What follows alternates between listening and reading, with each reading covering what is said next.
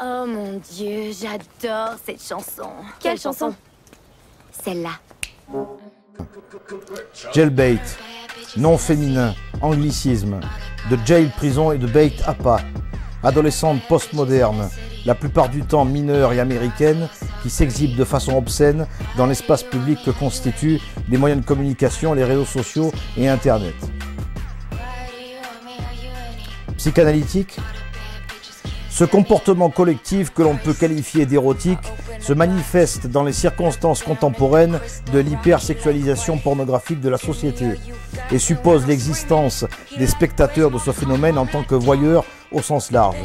Il s'agit uniquement de la mise en scène de l'ipséité humaine, moderne et excessive de la féminité et de la jeunesse, dont le miroir donné à tous, les écrans, les images, finit nécessairement par exprimer la réalité creuse et infondée de ces jeunes gens qui, illusionnés par un monde d'élité qui ne peut réellement répondre à leurs attentes, croient avoir apporté un élément à l'arbitraire du tableau en l'ayant ainsi eux-mêmes accompli, par pur effet de mode et d'émulation due à la panoptique des moyens de représentation.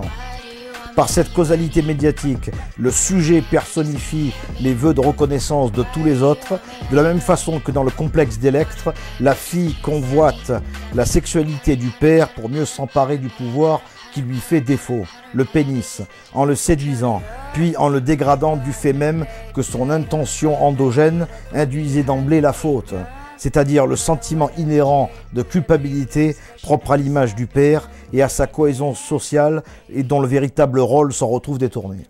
C'est extrêmement drôle, un truc comme YouTube, parce que bon, on peut dire c'est une encyclopédie visuelle. Alors c'est une encyclopédie visuelle, alors je fais ce que je veux. Si je veux voir un clip de Roxette de 1989, j'ai le clip de Roxette de 1989. Comme Facebook, dans ce cas-là, on retrouve quelque chose que l'on a perdu. Alors on le retrouve, c'est extraordinaire, c'est un miracle, voilà. Bon, mais ça ne se limite pas à ça. Mais disons que le principe, c'est ça, c'est... Voilà. Et moi, je vais pas sur Facebook, enfin, je vais pas sur YouTube pour trouver la recette du couscous au poisson, tu vois. Alors, il est évident que si on dit que c'est un site de partage vidéo, où en plus ce sont les internautes eux-mêmes, si je comprends bien, qui sont à la fois producteurs, acteurs, réalisateurs, que donc chacun y va de son petit film sur ce que l'on appelle donc un network, un réseau social. Bon, alors je veux bien admettre qu'on peut trouver absolument n'importe quoi. Bon, mais moi je me souviens qu'au début des années 2000, il y avait beaucoup de clips qui passaient à la télévision, à une époque où il n'y avait pas encore la TNT, le câble et tout ça. Il y avait quand même beaucoup de clips du style Beyoncé, Britney Spears, Christina Milian, Shakira, et il y a même Madonna, tout ça. Bon, le fait que l'on puisse voir quand même des Américaines assez jeunes et qui sont canoniques. Tout simplement, ce sont des canons de beauté, elles sont canoniques. Et elles chantent des fadaises. Elles chantent finalement des chansons que l'on pourrait entendre dans un bordel. Dans un bordel, moi, il m'est arrivé d'entendre Christina Milian dans un bordel. Et je trouve ça tout à fait normal. Et donc, je me disais, waouh, c'est extraordinaire. On peut copier l'URL d'une vidéo sur YouTube et après s'en faire des compilations. C'est extraordinaire. Alors, je vais prendre toutes les chanteuses américaines là qui sont à moitié noires avec des cheveux blonds là. Je vais les prendre et je vais m'en faire donc une compilation dans ce cas. Mais alors, le truc étrange. Et donc, on était même pas en 2008. Je crois même que Sarkozy n'était même pas élu président. Donc, je vois une vidéo de Britney Spears. I'm Britney bitch. I'm Britney bitch. Voilà. Ça, c'est le mot qui revient tout le temps chez les Américains. C'est bitch. Bitch, c'est le sens de tout, finalement. C'est le sens de tout. Voilà. Et le truc, c'est que j'étais en train d'enregistrer la vidéo de Britney Spears dans le but d'avoir que des clips de ce genre-là et après m'en faire des compilations sur mon ordinateur. Et je vois dans la marge du site de YouTube, dans la marge, il y avait d'autres vidéos. Et il y avait une dizaine ou une vingtaine, comme ça. Bon. Et je vois le même titre que le clip de Britney Spears, I'm Britney Bitch, mais c'était pas Britney Spears. C'était... alors je comprends pas. Donc ce sont des vignettes. Alors forcément, on est tous des vignettes dans une vitrine. C'était marrant cette vignette, parce que je voyais un corps de femme plutôt jeune, qui était en petite tenue. C'est quoi ça? Britney Beach. Alors je clique dessus. Et qu'est-ce que je vois? Je vois une fille de 13-14 ans. Enfin, elle était carrément trop... Enfin, elle est donc carrément trop jeune, qui était en petite culotte et t-shirt, en train d'imiter Britney Spears qui chante qu'elle est une salope dans sa chambre, donc en petite culotte. Voilà. Je me dis, waouh, pas croyable, il y a vraiment des gens qui font ça? C'est extraordinaire. Comment c'est possible? Ça me troll le cul, tu vois. Et donc, je m'étais posé une question assez extraordinaire. Comment se fait-il qu'on a pu banaliser les choses au niveau de la réalité de l'audiovisuel jusqu'à en arriver à de telles pratiques? Et donc, ce que je trouvais extraordinaire, c'est que aussi facilement, on obtenait une exhibition de la part de n'importe qui sur des ordinateurs en ligne. Parce que Internet, c'est quoi? Ce sont des ordinateurs en ligne. Donc, comment ça se fait qu'ils appellent ça des réseaux sociaux? C'est présent, ce sont des sites de partage vidéo, des ordinateurs en ligne. Et donc, j'ai trouvé peut-être des millions, voire des dizaines de millions de clips où l'on voit des filles qui ont même moins de 10 ans et qui s'adonnent à des espèces de danses lascives. Donc c'est pareil que le complexe de Michael Jackson. Les gens voient Michael Jackson à la télévision et ils imitent réellement Michael Jackson. Voilà. Et donc... c'est étonnant, bon alors cette danse qui est dansée par les Sud-Américaines et qui s'appelle le twerk, qui a été repris par Miley Cyrus, bon c'est quand même parfaitement étrange. Alors c'est-à-dire que si je comprends bien, la fille dans sa petite chambre rose et jaune avec des posters de la Starac sur les murs, elle s'amuse réellement à se mettre en spectacle en se filmant elle-même avec la webcam de son ordinateur, en train de danser comme une effeuilleuse de bar, comme une stripteaseuse de bar à Las Vegas, sans jamais aller au bout complètement du striptease, parce que sinon ce serait censuré. Mais donc c'est réellement ce qu'elles font. C'est réellement ce qu'elles font. Donc il y a quelque chose de... Comment dire, c'est à la fois pseudo-pornographique et gratuit. Et on se demande comment c'est possible que les gens puissent à ce point avoir un rapport à l'image en passant par cet exhibitionnisme qui, de toute manière, oui, fait de nous tous des voyeurs. Alors, ce ne sont pas les exemples qui manquent. Il y a même tellement d'exemples, comment dire, par exemple, on voit d'un seul coup deux filles de même pas 15 ans qui sortent de la douche avec les cheveux encore mouillés, elles ont une serviette sur elles qui cache à peine leur nibar, et donc elles sont là comme ça, en train de regarder l'objectif. Et donc, si je comprends bien, elles parlent à tout le monde, à n'importe qui, et même aux martiens, tu vois. Et d'un seul coup, elles sont là, en train de nous foutre leurs pieds dans la caméra, dans notre figure, et elles sont là, voilà. Et elles disent, ah oui, we are bitches, voilà. Elles disent d'elles-mêmes qu'elles sont des salopes. Il y a quand même cette vidéo assez extraordinaire, où l'on voit une adolescente, je ne sais pas quel âge elle a, mais elle est forcément mineure. Donc on voit, elle est avec ses copines. Elles sont toutes les trois en maillot de bain. Et elles sont, vous savez, c'est lotissement qu'il y a aux États-Unis. Tu sais, c'est des lotissements, ce sont d'assez grandes maisons, mais elles sont entrecoupées par les routes, et à chaque fois, il y a une pelouse, un gazon sans clôture, tu vois. Donc on suppose que c'est l'été.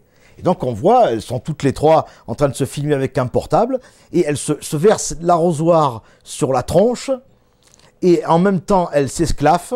La pelouse de la baraque aux États-Unis est donc sans clôture, et dans un pays où le port d'armes est légal, avec en plus les voitures qui passent à côté dans les deux sens, quelqu'un peut passer en voiture, sale pute, tu vois, voilà. Donc elles sont là en train de faire ça exactement comme ça. À un moment donné, la caméra s'éloigne de leur groupe et va jusqu'à l'intérieur de la maison pour voir qu'en même temps, le père de l'une des filles qui avait accueilli les autres copines était sur Internet en train de voir si quelqu'un allait pas dire du mal de sa fille en même temps qu'elle le faisait. Et on voit même le flingue sur la Bible et tout, quoi. ce clip qui est finalement un clip en POV, si on va réfléchir. C'est-à-dire que bon, Peter North, ça fait beaucoup de POV. Voilà. Mais là, on se demande, on voit deux adolescentes qui ont une micro-caméra waterproof et qui s'amusent pendant je ne sais pas combien de temps à se filmer dans la flotte d'une piscine. Et donc, ce qu'elles font est assez beau. C'est assez beau de voir ça. Parce qu'on se pose la question, imagine qu'il y aurait un troisième personnage avec elle qui serait en train de les filmer et non pas que ce soit une caméra qui filme toute seule. Donc, elle regarde en plus en permanence l'objectif dans les yeux. Exactement comme si l'acteur et le spectateur et le réalisateur étaient qu'une seule et même personne à la fois. Et donc ça s'appelle la partouze. Ça s'appelle la partouze. Imagine que moi, je suis avec une meuf, on se fout à poil, on se met dans une baignoire, et avec une caméra à la con, on se filme tous les deux comme ça à poil. Et non seulement on fait ça, mais en plus on envoie les images sur Internet. On voit une fille qui est carrément vachement jeune. Une fille qui est carrément vachement jeune. Voilà. Et on la voit, elle est au bord d'une piscine en bikini, et elle chante une chanson à la con. Bon. Et elle finit la vidéo par... Ah oui, si vous êtes producteur ou réalisateur, contactez-moi, vous allez accomplir mes rêves, faire de moi une actrice, une chanteuse, machin truc comme ça, tu vois. Et donc, elle laisse même un numéro de téléphone. J'ai appelé à ce numéro de téléphone, et je suis tombé sur une voix anglaise, certainement une chinoise qui parlait anglais, de la Western Union ou un truc comme ça, qui fait « Oui, allez sur ce site sur Internet et vous trouverez ce qui est en rapport avec la pub qu'a indiqué cette vidéo. » Et donc, je tombe sur un site où je vois sur l'écran de l'ordinateur, il y a une trentaine de cases qui sont grises avec une clé par-dessus, quoi. Et donc, ils proposent de payer une certaine somme d'argent pour débloquer des sites de camgirl avec des mineurs, quoi. Et donc, ce sont les réseaux sociaux, c'est Facebook, Twitter, YouTube, qui font indirectement la pub de ce genre de sites qui sont carrément pédopornographiques. Et bien sûr, je ne suis pas allé plus loin.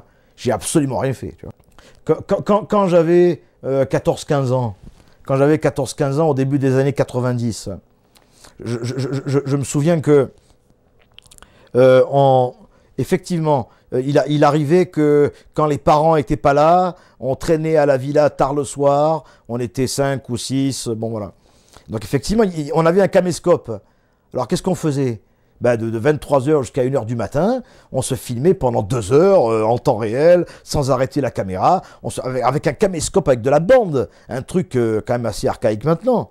Mais on se filmait réellement tous les 5, une bande de potes, pendant 2 heures, en train de boire des coups, en train de fumer des clopes, et on racontait des conneries, tout ça. Et même, il y avait des filles, et tout ça, bon là. Mais la différence, c'est que ce clip-là, qu'on faisait en quelque sorte de notre loisir, de nos vacances, ce clip-là, on le montrait à personne. On gardait cette bande pour nous. Ou alors plus tard, on la regarderait ensemble.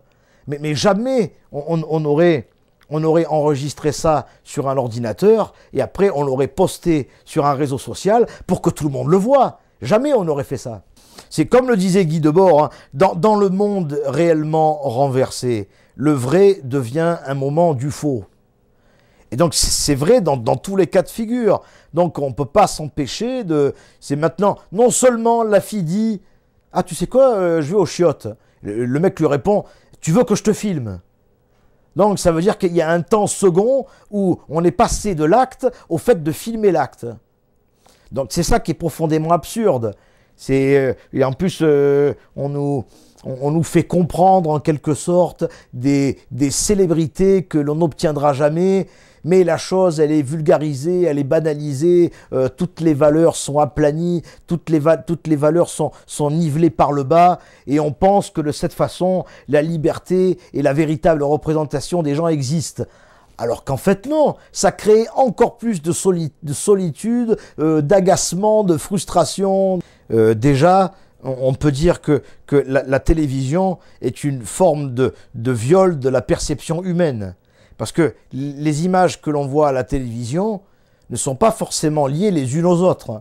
Donc le fait est que si on considère déjà que la télévision est une forme de viol de la perception humaine, ben dans ce cas-là, un truc comme Internet avec YouTube et Facebook est réellement un élargissement encore plus grand de cette forme de viol de la vision humaine. Tout ça, ce n'est pas le culte du corps comme Nietzsche l'entendait, ce n'est pas le culte de la structure de l'esprit au travers de ce qui passe dans la fragmentation du corps humain et du corps social. Je veux dire, il n'est pas question de voir des gens qui sont réellement forts mentalement et physiquement parce que ce sont des soldats qui, en fin de compte, doivent défendre un village contre une invasion. Que finalement, c'est pas ça. Ce ne sont pas des chevaliers qui réellement ont pour mission de défendre les habitants d'un village. Stallone n'est pas Rambo. Et pourtant, on le voit avec cette image-là. Donc ce n'est pas le culte réel du corps, c'est le culte de l'exhibition. Alors il peut pas y avoir de voyeurisme sans exhibitionnisme. C'est parce qu'il y a profondément des gens qui s'exhibent que donc il y a des gens qui regardent. Exactement comme un Saoudien richissime irait donc à Paris dans certains clubs pour voir des femmes danser devant lui pendant des heures. C'est exactement le même fantasme. C'est un fantasme paraphrénique de clips vidéo qui consiste à se représenter la sensualité d'une personne justement en la faisant danser devant lui. Et donc c'est ça qui est profondément irréel. Parce que ce genre de situation-là, dans combien de pièces je suis entré, tout en sachant que caméra vient du grec, qui veut dire chambre. Une caméra, c'est une chambre. Alors les gens se filment eux-mêmes dans leur chambre, en train d'effectuer une espèce de lap dance pour n'importe qui. Même les martiens peuvent regarder à ce moment-là un tel clip s'ils arrivent à le capter. Confirmé, tweet.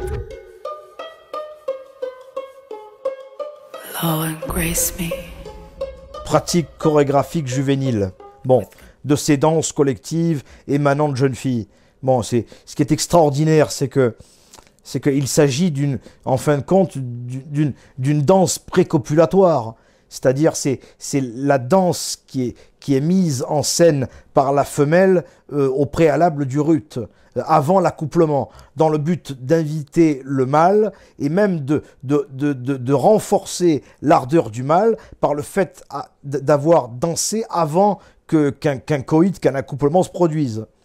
Donc ça, on appelle ça l'épidéictisme. C'est-à-dire, l'épidéictisme, c'est le fait qu'inévitablement, un animal qui danse le fait dans un but sexuel détourné, justement à des fins d'accouplement et d'amélioration de la reproduction sexuelle, et voilà. Bon, phénomène que l'on a beaucoup observé chez les oiseaux, chez les ovipares, voilà. Et donc, ce qui est extraordinaire pour un homme moderne, qui plus est pour un homme cosmopolite, parce que nous sommes des êtres humains. Nous sommes des êtres humains modernes. Nous nous définissons par l'image, nous nous définissons par les écrans, par la représentation. Nous sommes obsédés par tout ce qui est du domaine de l'image. Alors, dans bien des cas, nous voyons donc des mises en scène chorégraphiques de la part de jeunes filles qui en même temps ne servent à rien. Et pourtant, comment dire, la danse précopulatoire est faite, même si elle ne sert à rien et qu'au bout du compte, il n'y a aucun coït à la clé. Donc ça veut dire que la chose est purement et simplement gaspillée par la banalité du fait de la regarder. Au lieu de réaliser dans l'espèce animale directement ce qui était prévu par cette danse, cela sous-entend un but sexuel particulier qui est encore plus vaste et insidieux que tous les autres buts sexuels qui auraient été prévus en dehors de la race humaine. Ce qui est extraordinaire avec l'homme moderne, c'est que en étant finalement plus sophistiqué, il prouve qu'il est plus primitif et plus proche du sensible et du chimique que les hommes d'autres périodes de l'humanité. Et de cette façon, cela pose une véritable question. quel est finalement le spectateur qui bénéficie réellement d'une telle invitation que constitue un tel rituel chorégraphique, qui en plus est reproduit, qu'on peut rejouer, qu'on peut dupliquer à loisir sur ce qu'on appelle des réseaux sociaux où il y a des partages de vidéos. Déjà, 80% de la population des enfants ayant entre 5 et 13 ans depuis 2001 auraient déjà abondamment consommé de la pornographie grâce à Internet et au portable. Et donc c'est la question éternelle qui était posée par Freud, c'est-à-dire l'homme au loup. C'est-à-dire c'est l'enfant qui, avant d'être capable de pouvoir réellement assumer un coït, a une image du coït avant de le faire, ce qui dénature une partie de ce qu'il doit être dans le coït. Et donc Freud explique qu'à partir de là, le garçon se sent persécuté par la solitude, le manque d'estime et la sauvagerie de l'individualisme de la vie que représente finalement le loup. Le loup étant l'image du persécuteur. Et alors dans ce documentaire Sexy Baby, on voit comme ça commence, on voit un jeune à Miami, un jeune américain de 20 ans à Miami, qui est là comme ça dans un bar où tout le monde se branche pour faire une partouze immédiate en quelque sorte. Et le mec est dans ce bordel insensé à Miami et il dit « Ah oui, je sais pas très bien ce que je vis, mais franchement j'adore ça, tu vois. » Bon, d'accord. Donc on a une vision déjà de ce bordel insensé dans lequel les personnes peuvent réellement vivre et disposer des autres. Et donc d'un seul coup, là, une journaliste américaine va carrément à la maison de la fille qui principalement avait accompli ce fantasme pornographique. Et donc on voit une fille qui est d'origine juive, bon, américaine. Et donc elle dit, oui, véritablement, quand j'avais 6 ans, j'avais regardé un film de cul à la télévision pendant que mes parents étaient couchés à l'étage. Donc elle dit, elle a ces mots, elle dit, j'avais trouvé qu'il y avait quelque chose de profondément féroce et malsain dans le fait de voir un homme avoir ce geste-là avec une femme sur un écran. La chose paraissait profondément féroce et dérangeante. Mais finalement, après, elle dit, oui, mais vous comprenez, la génération de maintenant s'identifie à ce point à la pornographie parce que cela nous pousse à aller au-delà de l'interdit et du fantasme, et ainsi le désir des uns et des autres est recoupé au travers de cette précocité que nous pouvons avoir. Donc on voit cette fille qui à présent, elle a 13-14 ans, c'est une fille extraordinaire. C'est une fille elle a 14 ans ou de 13-14 ans, et elle, non seulement elle a une tête assez extraordinaire, mais en plus elle est avenante, elle est courageuse, elle manie des concepts assez intéressants. Elle dit à un moment donné, ah oui, mais vous comprenez, nous sommes une génération qui avons assisté à la sexualité sur les écrans, donc nous sommes les pionniers de quelque chose. Et elle dit qu'elle est une pionnière au travers du fait d'avoir aussi tôt dans sa vie consommé ces images-là. C'est vraiment ce qu'elle dit. Voilà. Donc c'est sûr que dans son approche de la vie, elle sera toujours plus intrépide et aguerrie de quelque chose que la plupart des autres. C'est à moi que tu parles. Tu l'as bien regardé. J'ai à peu près 1 million de photos nues. Alors, il y en avait une plus que les autres qui avait retenu mon attention. Bon, je veux dire, non pas réellement parce qu'elle était encore plus courageuse que les autres, mais parce que je trouvais qu'elle correspondait physiquement exactement à une partie de la jeunesse du rêve américain, si on peut dire ça comme ça. Je veux dire, une américaine qui bien sûr donc avait moins de 13 ans, et qui donc était complètement dans l'expression de tous ces rêves d'adolescente, de petite fille qui veut être danseuse et chanteuse, et donc ça aurait pu être ma sœur de toute façon, mais ma sœur jamais, elle aurait été une star de Facebook, jamais. Et on voit même le visage de cette fille. Elle ressemble complètement à une américaine d'origine italienne, avec ses longs cheveux noirs lisses, complaisamment lisses, comme ça, avec la raie au milieu, comme ça. Elle est absolument extraordinaire. D'un seul coup, elle arrive en face de l'objectif et elle déplie un billet de, je sais pas, de 10 $. Et elle dit, ah, regardez, regardez le billet de 10 $. Voilà. Donc, et donc on la voit, c'est carrément tout un spectacle, toute une farandole. Cassie Parker assise à l'envers sur le fauteuil, en train de se curer les orteils et de dire « Je veux un milkshake à la grenadine avec du beurre de cacahuète ». Et puis Cassie Parker habillée comme un petit lapin de Playboy qui se vide une bouteille de crème chantilly dans la bouche comme ça, et avec un t-shirt Playboy, le petit lapin de Playboy, et elle est en petite culotte. Cassie Parker qui dit que chez elle, il y a des fantômes qui l'observent, et donc on la voit également nous faire la chanson de Noël. Il y a même la chanson de Noël avec sa copine, une petite blonde. Elles sont habillées toutes les deux en petit lapin de Playboy, et elles sont en train de faire un remake en accéléré du clip de Mariah Carey, Everything I Want for Christmas is You. Et la chose est tellement magique et même assez bien faite, un plan unique à côté du sapin. La chose est tellement parfaite qu'en même temps c'est un crève-cœur. Et en même temps c'est un crève-cœur. C'est la chose la plus cruelle qu'on ait jamais pu faire comme clip, tout simplement. Voilà. Et donc on la voit également, elle est pratiquement en pyjama sur des parkings de supermarchés à 1 h du matin, en train de danser sur les queens, et elle se fait filmer en même temps. Et ça, c'est des images qu'elle passait sur son compte. Voilà, exactement comme ça, tu vois. Puis une fois, elle a fait des blagues sur Internet, comme moi aussi, il m'est arrivé d'en faire. Par exemple, on la voit elle-même en train de parler à des gens sur MSN, alors qu'elle a moins de 15 ans. Alors d'abord, elle tombe sur un Saoudien de 20 ans, une merde, qui fait ses études au Québec. Et le mec, d'un seul coup, lui fait « Je peux t'aider à être une actrice. » Voilà. Après, elle tombe sur un black.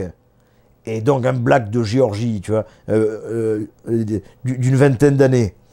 Et là, d'un seul coup, elle dit « C'est absolument lui qu'il me faut, tu vois. » Exactement comme les sœurs Kardashian. Finalement, donc elle est fascinée par un black, cette petite américaine blanche. Puis après, elle tombe sur un Mexicain quand même assez jeune, et elle se filme en train de le faire. Elle lui dit « Est-ce que tu es capable de te sucer les orteils devant tout le monde sur Internet, et si tu fais ça, dans ce cas-là, je vais me mettre à 4 pattes sur le lit et je vais te montrer mon cul, quoi. » Voilà. Donc on voit réellement le Mexicain qui se suce les orteils, et au moment où Cassie Parker va pour se mettre à 4 pattes sur le lit, paf, ça coupe. Voilà. Alors j'avais de la sympathie, une sympathie extraordinaire pour cette fille.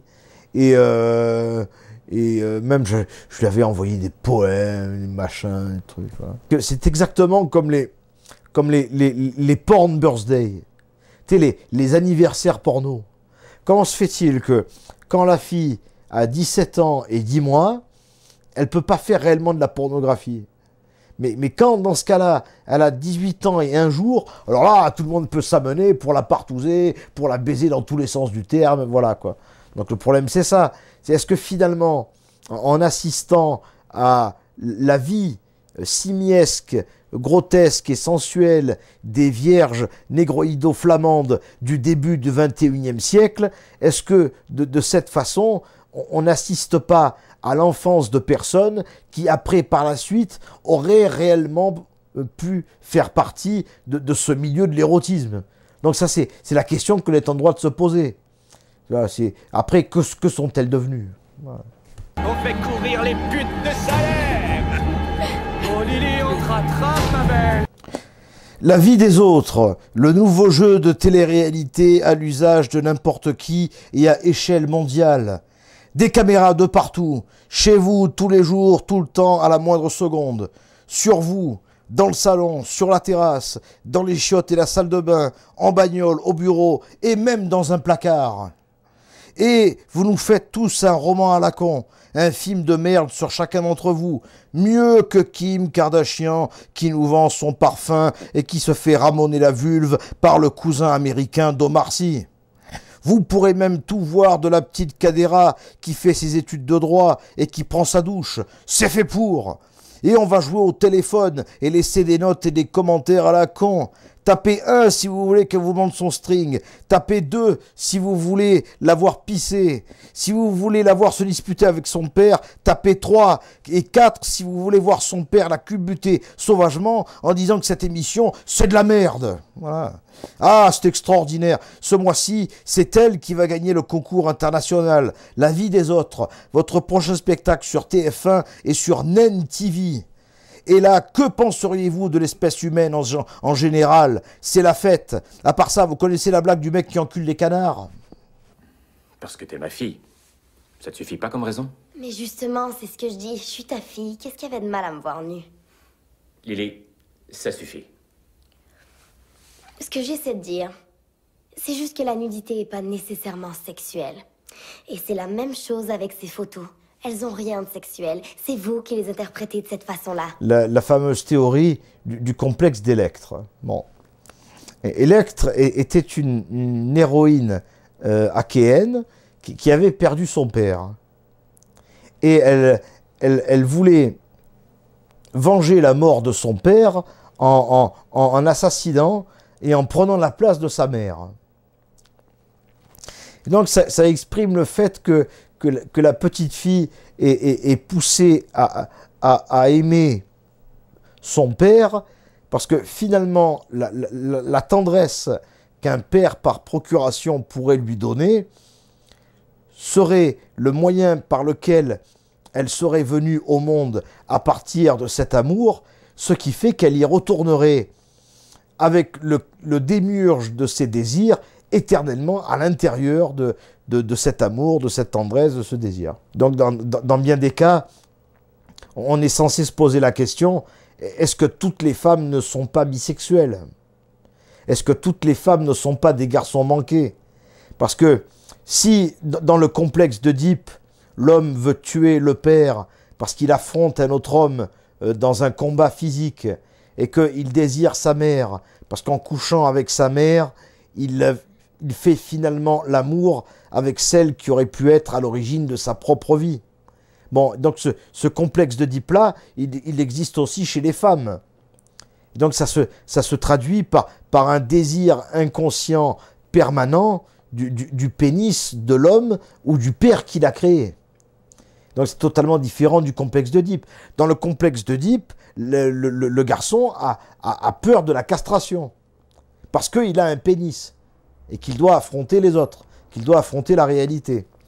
Alors que dans le syndrome d'Electre, le Freud pensait que les femmes étaient des garçons castrés, et qu'elles devaient donc, par bisexualité, s'opposer à la mère et escamoter son image, son modèle, faute de mieux, pour retrouver la tendresse de ce père.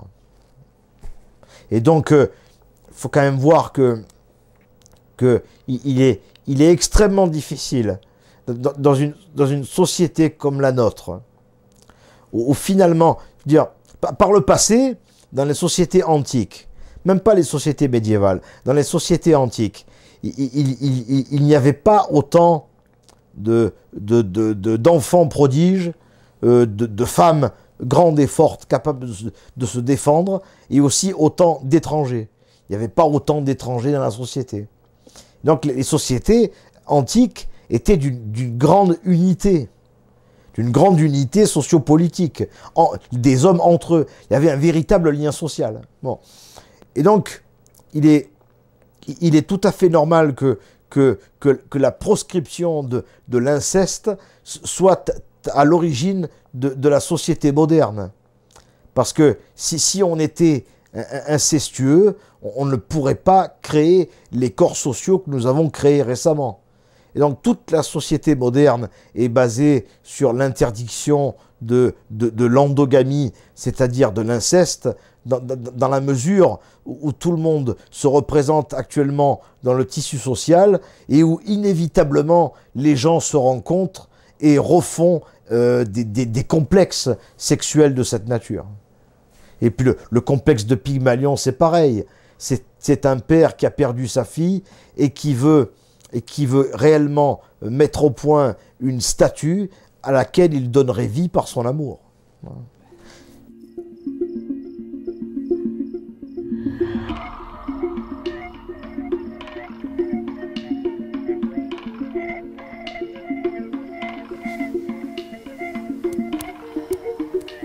Le complexe de Psyché. Bon, le complexe de Psyché qui témoigne complètement de l'existence de l'esprit humain. C'est exactement ce que l'on pourrait dire. Finalement, le mot esprit, spirit, vient du grec ancien psuké, qui veut simplement dire donc l'esprit, la pensée. Bon, voilà. Donc, Psyché était censée être une demi-déesse achéenne également, grecque, comme Électre, qui était donc la cousine de la déesse Vénus. Mais bizarrement, elle n'arrivait pas à être comme Vénus, la déesse de l'érotisme. Et pourtant, elle était très très belle.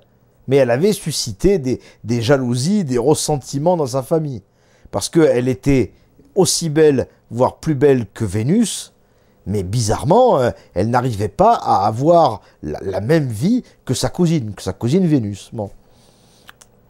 Et donc, elle a été condamnée à séjourner dans un château avec un homme qui tous les soirs viendrait la voir pour lui donner de l'amour qu'elle voulait. Mais elle ne pouvait pas voir cette personne. Et même elle croyait qu'elle couchait avec un véritable animal. Donc un soir, elle a découvert que c'était le chérubin Eros en personne qui couchait avec elle. Et quand les dieux s'en sont aperçus, ils ont banni Psyché. Et son châtiment a été d'être observé pour sa grande beauté par tous les gens de l'univers. Tous les gens de l'univers pouvaient la voir par un moyen de communication, je ne sais pas lequel, mais ils pouvaient. C'est-à-dire, Schopenhauer disait, le sujet, c'est celui qui peut tout connaître sans être connu, alors que l'objet, c'est celui que tout le monde connaît, mais lui, il ne connaît personne. Et donc c'est ça. Donc c'est les femmes sont myopes. Les femmes sont complètement myopes. Les femmes ne comprennent rien aux hommes. C'est pas l'homme qui comprend rien à la femme, c'est la femme qui comprend rien à l'homme. Elle est aveuglée. Elle est aveuglée par sa propre vanité quand elle sait qu'un homme la désire et quand elle sait, elle aussi, qu'elle désire un homme. L'homme, lui, il est sourd. Il n'entend pas.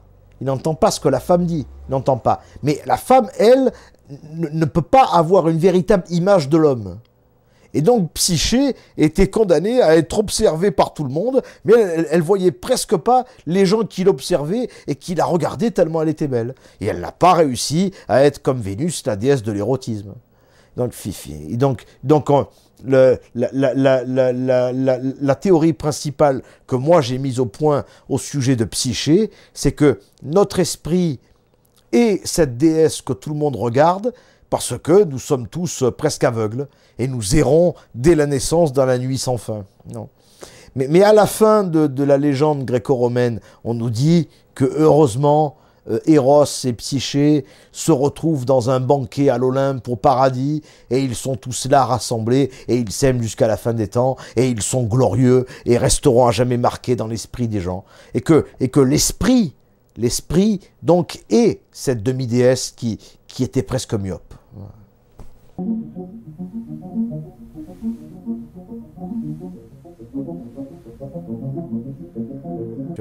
Qu'est-ce que moi, je pense réellement de tout ça? C'est-à-dire le fait que ce serait soit une source de plaisir, soit une source de déplaisir. Donc on va dire ça. Quel est le problème qui est posé? C'est quand même la question de la représentation de la pudeur de la femme dans l'espace public? C'est la seule question qui est finalement posée. Parce que ce sont les femmes qui incarnent la pudeur, et pas les hommes. Les hommes n'incarnent pas la pudeur. Ce sont des hommes, ils n'ont pas à être pudiques. C'est la femme qui doit être pudique. Alors que là, c'est pas le cas. C'est absolument pas le cas. Bon, et donc c'est un spectacle indéfini, c'est une orgie indéfinie qui se produit continuellement. Les autres pays pensent de l'Occident que nous sommes devenus un bordel insensé. Voilà. Mais ce qui est extraordinaire, c'est ce que l'on pourrait appeler le miracle de l'offrande païenne. Parce que de cette façon, ça veut dire que réellement, on arrive à une situation où donc des jeunes filles font une telle démonstration de leur sensualité. Donc d'une certaine façon, c'est un progrès. C'est un progrès parce qu'on est capable de se divertir avec des images totalement différentes de choses qu'on verrait à la télévision. C'est totalement différent. Si on devait dire, par exemple, faire une chaîne de télévision, on verra ça tous les jours. Jailbait TV, tu vois. Peut-on imaginer un truc, ce serait Jailbait TV? Ce serait absolument impossible. Et pourtant, la chose a quand même été possible depuis au moins une quinzaine d'années.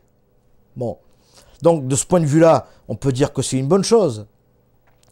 Mais évidemment, c'est une mauvaise chose dans la mesure où ces filles-là extrêmement jeunes qui s'exhibent de cette façon devant absolument tout le monde, elles ne font qu'imiter des comportements de vedettes dont le mode de vie sera toujours limité parce que ce sont des vedettes. Et elles ne font que reproduire le mode de vie des gens qui prennent des vacances et qui s'affichent comme étant tout puissants dans la société. Ce sont des stars, et donc ce sont tous des stars. Ce sont tous des princesses, ce sont tous des animateurs de la télévision. Donc c'est ça le véritable problème. Comment se fait-il que le premier Love Story avait été quelque chose dont on avait beaucoup parlé à l'époque, alors que maintenant c'est d'une grande banalité. Et donc on en arrive à un point où des gamines imitent les pseudo-acteurs amateurs qui passent à la télé pour faire les putes dans des émissions de télé-réalité. Et la chose est fragmentée de cette manière. Donc on en arrive réellement à des résultats pareils, donc sur des sites comme YouTube ou Facebook. On voit des gens qui quand même sont en pleine séquence de partouze sans montrer les parties génitales, mais ce sont quand même des gens qui se filment en train de faire des partouzes et qui le montrent à tout le monde. La chronique de Fauchery intitulée « La mouche d'or » était l'histoire d'une jeune fille, née de plusieurs générations d'ivrognes, le sang gâté par une longue hérédité de misère et de boisson, qui se transformait chez elle en un détraquement nerveux de son sexe. Elle avait poussé dans un faubourg, sur le pavé parisien, et, grande, belle, de chair superbe, ainsi qu'une plante de plein fumier, elle vengeait les gueux et les abandonnés dont elle était le produit. Avec elle, la pourriture qu'on laissait fermenter dans le peuple remontait et corrompait l'aristocratie. Elle devenait une force de la nature, un ferment de destruction sans le vouloir, contaminant et désorganisant Paris entre ses cuisses de neige, faisant tourner son public comme des femmes chaque mois font tourner le lait. Et c'était à la fin de l'article que se trouvait donc la comparaison de la mouche, une mouche couleur de soleil, une mouche d'or enlevée de l'ordure, qui prenait la mort sur les charognes tolérées le long des chemins, et qui, bourdonnante, dansante, jetant un éclat de pierreries, empoisonnait çà et là les hommes, rien qu'à se poser sur eux dans les palais où elle entrait par les fenêtres. Émile Zola, Nana. Finalement, il n'y avait plus de protestation. Au milieu de ces messieurs, de ces grands noms, de ces vieilles honnêtetés, les deux jeunes filles, face à face, s'échangeant un regard tendre et ivre, s'imposaient et régnaient avec le tranquille abus de leur sexe et leur mépris inavoué à l'égard des hommes. Et les messieurs comblés ne purent qu'applaudir. Émile Zola, Nana. On peut également ajouter que cette analyse naturaliste permet encore une fois de constater l'étroit conservatisme de Zola. En effet, non seulement le peuple et la femme lui apparaissent comme le ferment de toute destruction, mais aussi l'organisation de son espace romanesque implique que l'abolition des distances et des frontières physiques entre les classes mènera forcément à la contagion collective du vice et de la débauche, et à une nécessaire corruption des hautes classes par les plus basses, voire à l'effondrement final de la société. Chantal Jennings, Modern Language Notes, volume 38, numéro 4, à propos du Nana d'Émile Zola. Donc il y a par exemple la fameuse histoire de la vidéo main au cul. Bon, ça s'est passé il y a quelques années, la vidéo main au cul. C'est-à-dire que donc on voit un jeune issu de l'immigration maghrébine qui on le voit mettre sa main au cul d'une jeune fille dans un supermarché qui quand même ressemble à une bimbo. Elle ressemble complètement à une bimbo. Et le mec qui fait ça, lui, est complètement quelqu'un qui pourrait être en prison. C'est complètement ce que l'on voit. Avec derrière lui des personnes qui l'encouragent et tout. Et vous savez très bien que ce sont des étrangers. De toute façon, ce ne sont pas des blancs, ce sont des étrangers. Et le mec même le fait une deuxième fois. Il s'est filmé avec le portable. Et la fille, elle n'est pas seule. Elle est à côté d'une autre fille de 20 ans à Cannes, en plus à Cannes, qui elle aussi est habillée comme une bimbo. Donc elle se réfugie à l'intérieur de l'épicerie parce que les autres la persécutent de cette manière et ils s'en font des gaudrioles et tout ça. Voilà.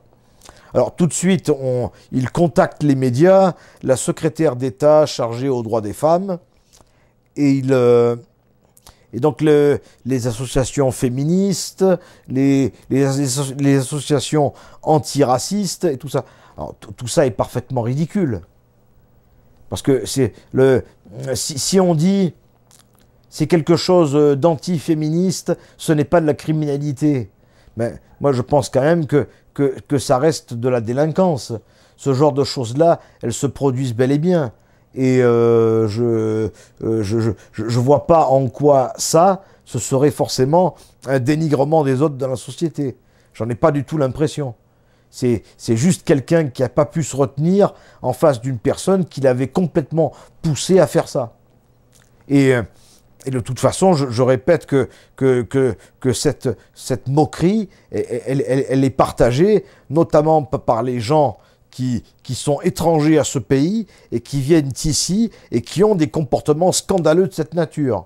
Parce que si Balance ton porc ou MeToo ou des choses comme ça ont une véritable réalité par rapport à des choses qui se sont produites, dans ce cas-là, je ne vois pas là-dedans où est la personne qui violerait une fille en boîte de nuit parce qu'il a dragué de trop près. Je vois vraiment pas ce que ça vient faire là. Mais la dernière fois, je voyais un truc assez extraordinaire. Au Brésil, ils ont fait une expérience. Ils ont pris une jeune femme brésilienne d'une vingtaine d'années, et ils lui ont mis une robe avec des capteurs sensoriels. Pour savoir, durant sa nuit dans la boîte de nuit, combien de fois elle serait touchée par des gens dans la foule, alors qu'elle ne désirait pas. Donc ils sont allés jusqu'à faire ça. Et en plus au Brésil. Bon, alors évidemment, les hommes qui sont trop pressants à l'égard des femmes de cette façon sont complètement cons, évidemment. Mais en même temps, on ne va pas comptabiliser aussi à chaque fois où un homme se prend un vent alors qu'il avait été parfaitement correct. Donc le problème, c'est ça. Donc on est arrivé à des niveaux de conneries, mais extraordinaires. Comment est-ce qu'on a pu en arriver là ? Les hommes modernes sont donc plus proches du physique et du chimique qu'ils ne l'ont jamais été.